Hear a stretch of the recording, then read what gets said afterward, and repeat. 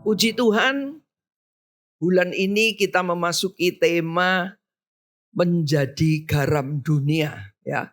Jadi kita semua harus menjadi garam dunia. Coba kita lihat dari ayatnya Matius 3 ayat yang ke-13, Matius 5 ayat ke-13. Kamu adalah garam dunia. Jadi kita semua ini loh ya adalah garam dunia. Jika garam itu menjadi tawar, dengan apakah ia diasinkan? Tidak ada lagi gunanya selain dibuang dan diinjak-injak orang. Ya, tidak ada gunanya kalau garam tidak asin, tidak ada gunanya.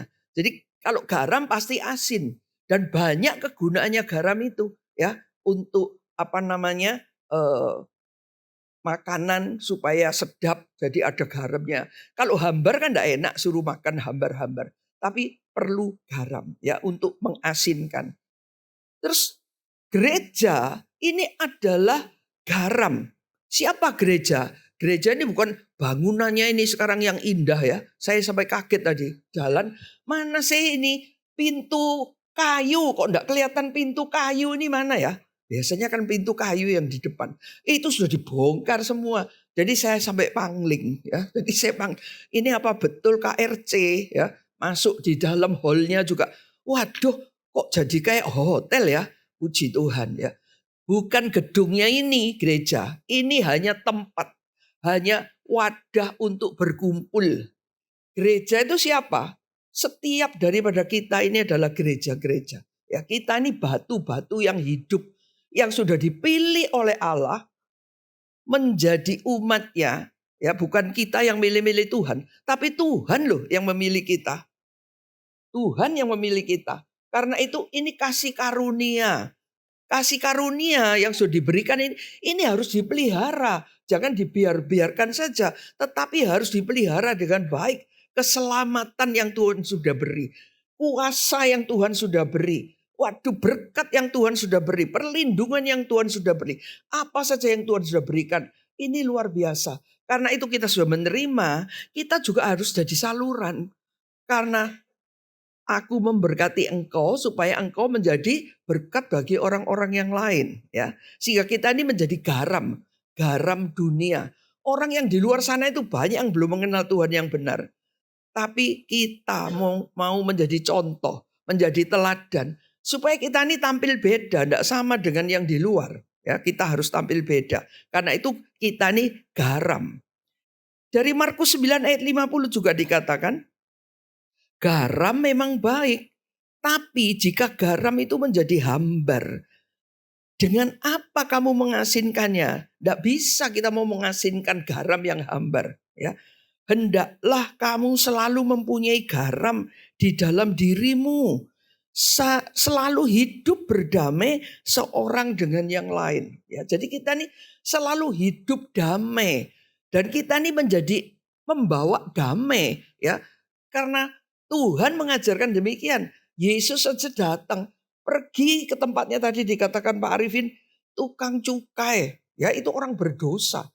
Tapi justru Tuhan datang untuk orang berdosa. Begitu juga kita. Kita ini juga menjadi garam. Bukan orang yang sudah ikut gereja lain. Tidak usah ditarik-tarik ke sini. Kalau ada jemaat kita. Ada. Sini tidak ada kali ya.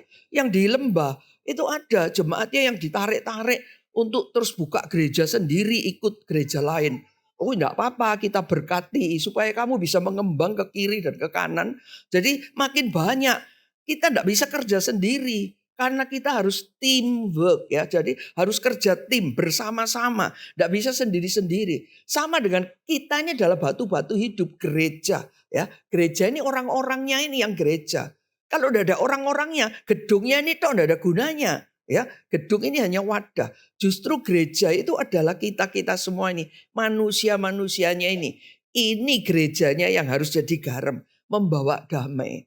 Ya. Sekarang sudah selesai pemilunya, ya. Yang menang, oh puji Tuhan. Ya. Tapi yang kalah tidak terima, ya. Jadi waktu belum pemilu itu tidak bawa damai ini. Padahal teman sepelayanan, teman sekerja, padahal guru seprofesi. Tapi karena pilihannya lain, Waduh, baku hantam mempertahankan capresnya. Ngapain sih? Saya bilang ngapain? Orang nanti siapapun yang jadi ya, itu kita juga enggak dapat duit apa-apa loh, ya. Kita enggak dapat apa-apa. Ya sudah biar. Malah kita siapapun yang jadi itu seizin Tuhan, ya. Jadi kita harus mendoakan aja, kita mendukung bagaimana apa yang akan terjadi, apa yang perlu didoakan, ya. Pendoa-pendoa syafaat. Ini perlu disyafaati meskipun sudah menang, ya, calonnya itu sudah menang, tapi kita harus banyak berdoa. Ya, ini garam. Jadi kan menggarami yang di luar sana, ya, menggarami pemerintah, menggarami orang-orang di luar yang belum kenal Tuhan. Ya. Di samping gereja adalah garam, kita ini juga harus slide yang berikutnya ini harus menjadi contoh, ya, menjadi pengaruh yang baik. Karena garam itu kan untuk kebaikan, ya, untuk supaya makanannya enak rasanya. Lalu kalau bisa mempertahankan lebih lama karena ada garamnya. Ya seperti ikan asin. Itu kalau ikan saja tidak diasinkan, ya sebentar rusak, besok rusak. Tapi karena diasinkan, digarami, maka bisa tahan lama. Ya, jadi kita ini harus bawa pengaruh yang baik. Untuk apa? Yaitu menginspirasi orang. Coba kita lihat dari Korintus ini. Apa yang dikatakan Paulus? Aku karena dari antara kamu firman Tuhan bergema. Ini sebelumnya. Nah, ini yang menginspirasi. Aku telah tahu kerelaan hatimu tentang mana aku megahkan kamu kepada orang-orang Makedonia. Kataku, Akhaya sudah siap sedia sejak tahun yang lampau. Dan ingatanmu telah menjadi perangsang, ya, menjadi inspirasi bagi banyak orang. Sehingga kita juga harus menginspirasi banyak orang. Ya. Siapa saja yang kita temui, kita menginspirasi. Wah, kita punya punya pelayanan di mana misalkan perkembangan ini, pelayanan, menginspirasi orang lain, ya, untuk supaya ikut ambil bagian, ikut bersama-sama menginspirasi, ya, supaya ikut ambil bagian juga, bersama-sama bekerja bersama-sama, menginspirasi, ya. Sehingga ini dikatakan Paulus, karena kerelaanmu, ya, orang-orang bukan di Makedonia saja, tetapi di Akaya itu sudah siap loh. Ternyata mereka itu juga sudah menginjil, ya, sudah memberitakan, menginspirasi orang lain untuk juga ikut bersama-sama pergi. Seperti saya tahun lalu, saya pergi pelayanan. Saya ajak, siapa yang mau ikut, ya, pelayanan sama saya? Meskipun tahun ini saya sudah umur 80 tahun, ya, tapi saya masih berapi-api, masih semangat untuk melayani kemana-kemana. Begitu juga tahun lalu saya pergi menginspirasi, saya mengajak teman-teman, siapa yang mau ikut dengan saya untuk pergi menginjil, ya, menginjil di Sarawak. Sarawak itu bagiannya punyanya Malaysia, tetapi ada di Kalimantan, di Pulau Kalimantan Utara, di situ. Ya, kita menginjil ke sana. Saya ajak, ada yang mau ikut, ada beberapa keluarga mau ikut. Ya, ini menginspirasi sehingga mereka terinspirasi, sehingga mereka lain kali mau pergi lagi ke tempat lain. Ya, jadi tidak lagi ke Sarawak lagi, tapi mereka sudah punya, karena sudah mendapat inspirasi ini tadi, pergi bersama-sama. Lalu dia sudah punya usaha sendiri. Begitu juga dalam hal apapun kita bisa. Di dalam bisnis pun kita bisa menginspirasi orang lain. Ya, menginspirasi bisnis yang sama atau bisnis yang lain. Bisa kolaborasi. Ini perlu menginspirasi. Ini pengaruh yang baik. Lalu yang kedua, ini menginjil, ya. Seperti dikatakan di 1 Tesalonika, karena dari antara kamu firman Tuhan bergema bukan hanya di Makedonia dan Akaya saja, tapi di semua tempat telah tersiar kabar tentang imanmu kepada Allah kepada Tuhan yang benar, yaitu Tuhan Yesus. Sehingga kami tidak usah mengatakan apa-apa tentang hal itu lagi. Karena sudah tahu ternyata orang-orang itu.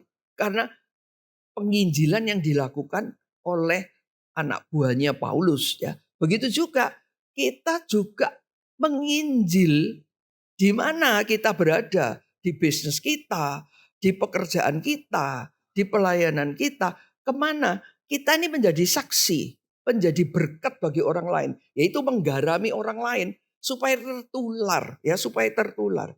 Karena kita sudah mendapatkan kasih karunia Tuhan. Kita sudah percaya Yesus Kristus sebagai Tuhan dan Juru Selamat kita. Kita sudah diberi jaminan kehidupan kekal. Kita sudah diberkati, dilindungi. Waduh, sudah luar biasa lah. Ya ini loh buktinya, gereja di sini diberkati Tuhan, ya, sampai bisa menjadi bagus, masih akan diperluas lagi karena jemaatnya makin bertambah banyak, ya.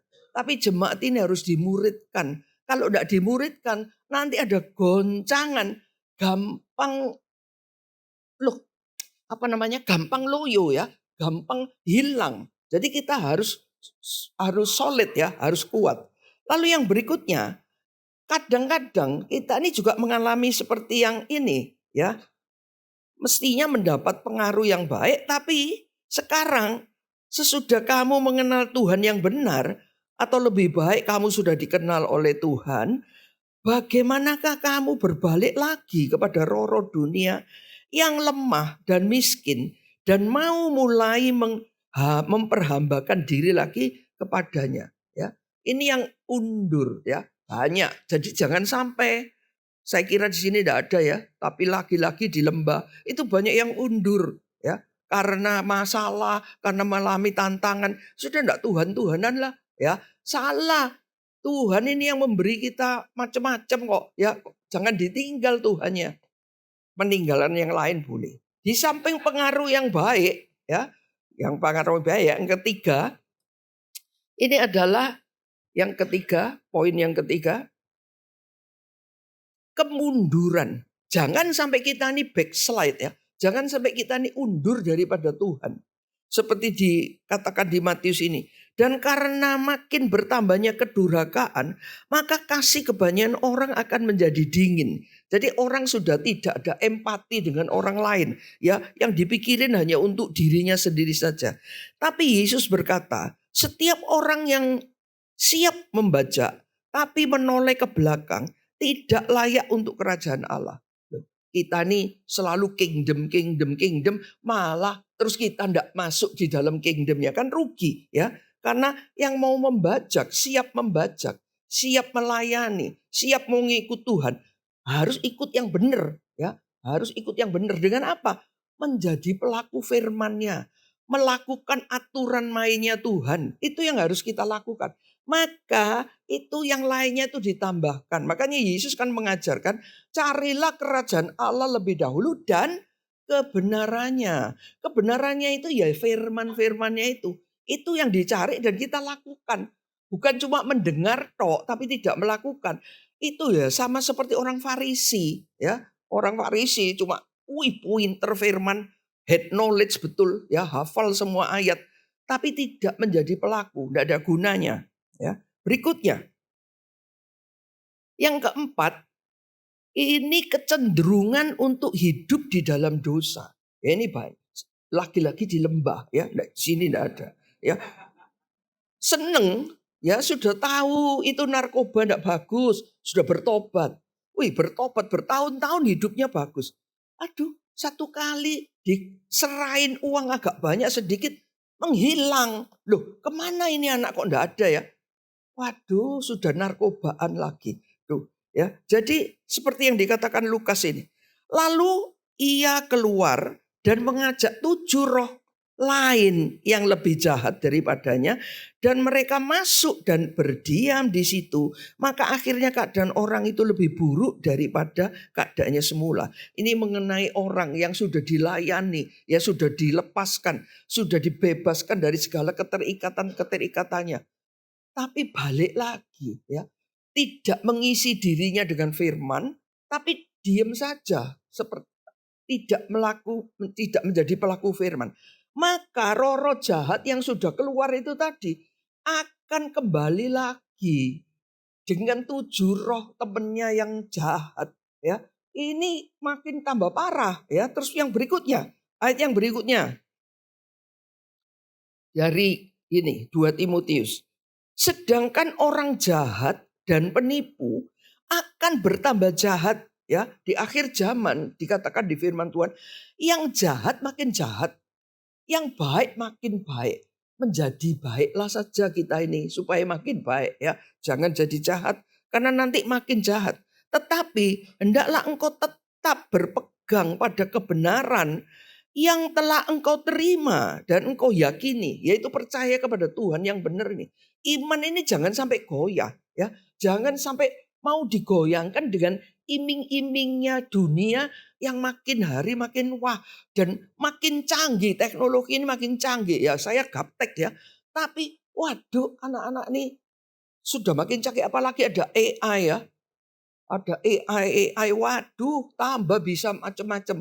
Jadi orang bisa ditiru seperti itu, tetapi padahal bukan, ya. Jadi banyak kepalsuan-kepalsuan.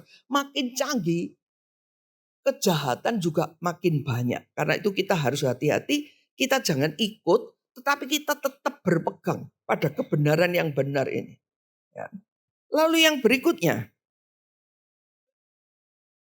sebab jika mereka oleh pengenalan mereka akan Tuhan dan Juru Selamat kita Yesus Kristus telah melepaskan diri dari kecemaran-kecemaran dunia, tapi terlibat lagi di dalamnya, maka akhirnya keadaan mereka lebih buruk daripada semula. Karena itu bagi mereka ini adalah lebih baik jika mereka tidak mengenal jalan kebenaran daripada mengenalnya tapi balik kucing, ya. Tapi kemudian berbalik dari perintah kudus yang disampaikan kepada mereka. Bagi mereka sosok cocok apa yang dikatakan peribahasa yang benar. Yaitu apa? Anjing kembali lagi ke muntahnya. Dan babi yang mandi kembali pada kekubangannya. Ya, balik lagi dari perbuatan-perbuatannya yang lama. Tidak bisa. Ya, kita harus betul-betul lepas. Kalau enggak bisa. Begitu juga anak saya, ya, masih SMP kelas 1 laki. Wah, pinternya itu, ya. Karena rumahnya loteng, lalu jadi dia bisa kerek itu laptop dari atas diturunkan ke bawah lewat jendela. Kita enggak lihat, kita kan kegiatan di sebelah sana. Enggak lihat dia masuk di kamar diturunkan. Lalu perlunya apa? Dia ambil laptopnya tanpa tahu kita yang ada di belakang, dia ke depan, lalu dia ke rumah depan. Lalu dia pakai laptop itu, perlunya apa? Nonton pornografi, ya. Kita bisa lacak. Kita lacak, waduh, anak ini ternyata nonton porno. Akhirnya kita kasih tahu tidak nurut, ya. Tidak taat, sering kali tidak taat. Akhirnya saya masukkan di asrama, ya, masuk asrama. Masuk asrama tidak sampai 3 tahun, ya, biar kapok. Kalau enggak gitu, enggak ada laptop lagi. Kalau di asrama mana ada laptop? Enggak ada, ya. Jadi kita juga mendidik anak-anak ini juga sesuai dengan firman, ya. Kalau enggak nurut firman, kamu bukan tempatnya di sini, kamu di sana. Ya, kamu yang milih loh, ya. Tapi akhirnya saya bawa pulang lagi. Menjadi baik, sudah menjadi kapok, ya. Jadi harus dididik supaya tidak hidup kembali seperti itu. Anjing ke muntahnya lagi, babi ke kubangannya lagi. Lalu yang berikutnya, supaya tidak cenderung terus di dalam hidup di dalam dosa. Jadi kita ini harus, karena sudah menerima Yesus Tuhan Juru Selamat ini, kita harus mempertahankan iman kita dengan kehidupan rohani. Coba kita lihat apa yang dimaksud dengan kehidupan rohaninya menurut Matius, ya. Dan raja itu akan berkata kepada mereka yang di sebelah kanannya, "Mari, hai kamu yang diberkati oleh Bapakku, terimalah kerajaan yang telah disediakan bagimu sejak dunia dijadikan. Sebab ketika aku lapar, kamu memberi aku makan. Ketika aku haus, kamu memberi aku minum. Ketika aku seorang asing, kamu memberi aku tumpangan. Terus, ketika aku telanjang, kamu memberi aku pakaian. Ketika aku sakit, kamu melawat aku. Ketika aku di dalam penjara, kamu mengunjungi aku. Maka orang-orang benar itu akan menjawab dia, katanya, Tuhan, bila manakah kami melihat engkau lapar, kami memberi engkau makan, dan haus kami memberi engkau minum? Bila manakah kami melihat engkau sebagai orang asing dan kami memberi engkau tumpangan, atau telanjang kami memberi engkau pakaian? Bila manakah kami melihat engkau sakit atau dalam penjara dan kami mengunjungi engkau? Dan raja itu akan menjawab mereka, aku berkata kepadamu, sesungguhnya segala sesuatu yang kamu lakukan untuk salah seorang dari saudaraku yang paling hina ini, kamu telah melakukannya untuk aku. Makanya kita harus pergi keluar menginjil kepada orang-orang berdosa. Orang-orang yang belum mengenal Tuhan yang benar. Itu kita harus datang kepada mereka. Bukan mindahin jemaat gereja lain. Ya, itu Pak Arifin tidak suka. Jadi ini yang harus kita lakukan. Membantu orang-orang yang kekurangan. Makanya ada diakonia di gereja. Ini membantu orang-orang yang miskin. Yang tidak bisa menyekolahkan anaknya. Anaknya kita bantu sekolah. Ya, tapi juga yang dibantu ini juga harus tahu diri. Itu ya. Lagi-lagi di lembah. Yang tidak tahu diri. Kalau dibantu itu ya sekolah yang standar lah ya. Sekolah sekolah kita bantu itu sekolah negeri. Bukan lalu sekolah unggulan ya. Yang yang mahal-mahal pokoknya. Ya, yang wah-wah itu. Enggak bisa begitu ya. Ya kita bantu yang sesuai, yang standar. Ini kita harus bantu. Begitu juga ini anaknya saya mau melahirkan, Bu. Jadi butuh bantuan. Oh oke. Ya kita bantu. Tapi waktu saya kasih uangnya, Bu, enggak cukup ini. Loh, memangnya punya anak di mana? Biasanya ya di bidan atau di rumah sakit umum. Dikasih ibu, Bu. Oh ya bayar sendiri aja. Ya, enggak bisa. Lalu gerejanya kan bangkrut kalau lama-lama nuruti jemaat yang model gini. Ya, jadi kita juga harus tahu diri, membantu juga membantu. Tapi yang dibantu juga harus tahu diri. Berikutnya, kehidupan rohani ini, barang siapa tidak tinggal di dalam aku, ia akan dibuang keluar seperti ranting dan menjadi kering. Kemudian dikumpulkan orang dan dicampakkan ke dalam api lalu dibakar. Ya, jadi kita ini harus diam di dalamnya firman itu. Ya, firman itu harus menyatu dengan kita. Kalau tidak di dalam firman, maka kita ini seperti ini loh, ranting kering yang dicampakkan. Sama, kita ini sebetulnya ranting yang tidak berguna. Tapi dipungut sama Tuhan, dicacakkan di tubuhnya sendiri. Lah kita mau bertumbuh, mau melekat terus sama Tuhan enggak? Ya, lah kalau enggak, ya sudah, kalau tidak diam di dalamnya Tuhan, maka akan dibuang, dilempar dalam api. Jangan sampai kita yang sudah menerima keselamatan, kita sudah menerima iman, kita harus pertahankan iman kita dengan teguh. Ya. Terus yang berikutnya, seperti yang dikatakan Paulus ini. Sebab itu aku tidak berlari tanpa tujuan dan aku bukan petinju yang sembarangan memukul.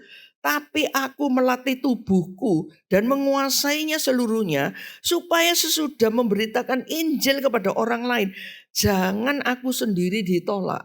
Ini Paulus memberi contoh. Jadi seperti pertandingan aja. Kalau kita mau tanding badminton atau mau tanding sepak bola, tidak mungkin toh kita nih kalau main badminton, kalau terima koknya itu lalu kita lempar ke sana aja, ke samping. Ya sudah pasti out ya. Atau main sepak bola ya, terus juga selalu out saja ya.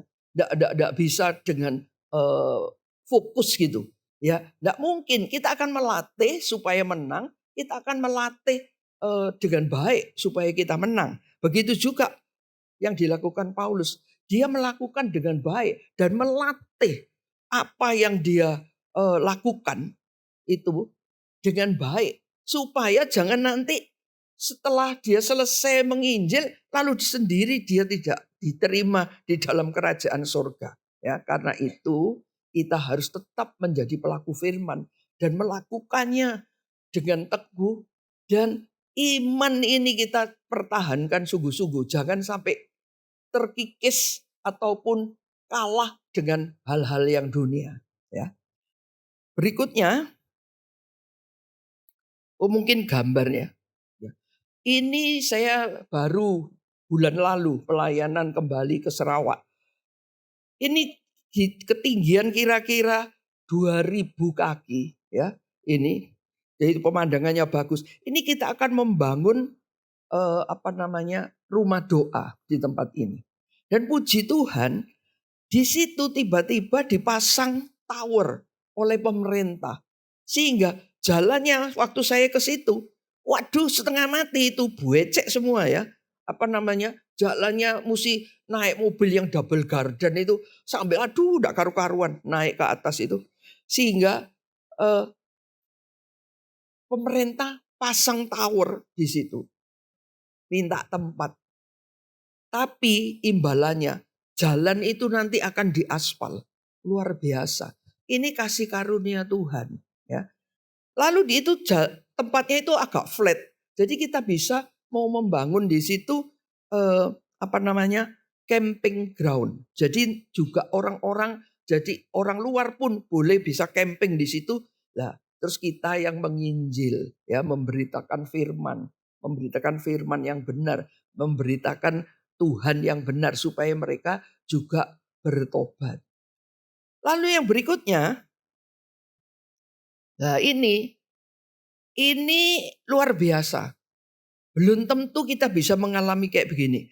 Ini adalah toko di tepi jalan, ya, jalan besar itu.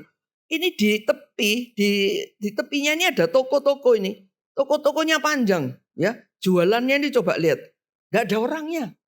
Tidak ada orang yang jaga. Tapi jualannya itu ditaruh di situ tuh. Ada pisang, ada durian, ada macam-macam ya. Sudah ditempel itu harganya masing-masing. Nah itu masukkan di lubang itu. Di kotaknya itu. Uangnya masukkan sendiri di situ. Ini betul-betul diuji ketulusan. Bayangkan ini orang yang belum kenal Tuhan yang benar loh. Tapi mereka sudah kayak begini jujurnya. Bagaimana dengan kita yang sudah mengenal Tuhan yang benar? Apa kita juga bisa jujur itu? Sepanjang itu, sampai panjang ini tokonya itu, tidak ada satupun yang jaga. Ya, loh, sampai segitu itu. Jadi tapi ada kotak-kotaknya. Siapa yang beli ya boleh bayar. Terus saya ini tanya sama salah satu orang di sana. Loh, lah kalau seandainya itu nanti ada orang yang nggak bayar dibawa bagaimana? Oh itu nanti dia urusannya sama Tuhan. Loh, ya. Jadi begitu juga kita. Kita urusannya sama Tuhan. Kalau kita tidak jujur, kita tidak tulus melayani, ya, lalu ada bengkok ujungnya. Ini Tuhan tidak berkenan. Jadi kalau kita mau lurus saja bersama Tuhan. Ya, kita menjadi pelaku-pelaku firman-Nya Tuhan. Baru kita nanti akan mendapatkan perlindungan dan berkat-berkat yang luar biasa daripada Tuhan. Ya, untuk apa? Diberkati supaya menjadi berkat.